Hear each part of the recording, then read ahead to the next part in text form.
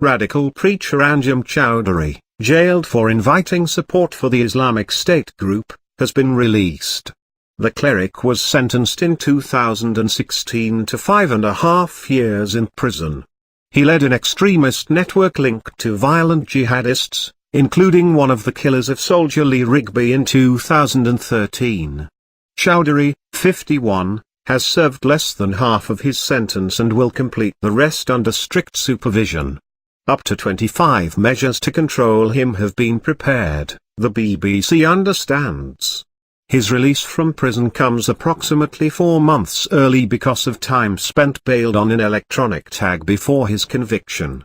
Choudary, from Ilford in East London, once headed up the Al-Muhajiroun network, a leading extremist group which was banned under terrorism laws. The father of 5 did not organise terror attacks, but is considered one of the UK's most prominent radicalisers. He has been described as a hardened dangerous terrorist and someone who has had a huge influence on Islamist extremism in this country by former Met Police Terror Chief Richard Walton.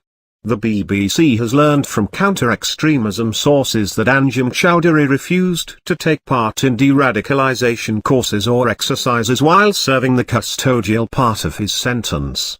He spent most of his time at HMP Frankland, County Durham, where he became the first inmate to be held in a separation unit, designed for the most high-risk terrorism offenders who are capable of radicalising others. On a number of occasions, Choudary was offered opportunities to speak to mainstream religious leaders and other experts who have successfully turned around the mindset of other extremists.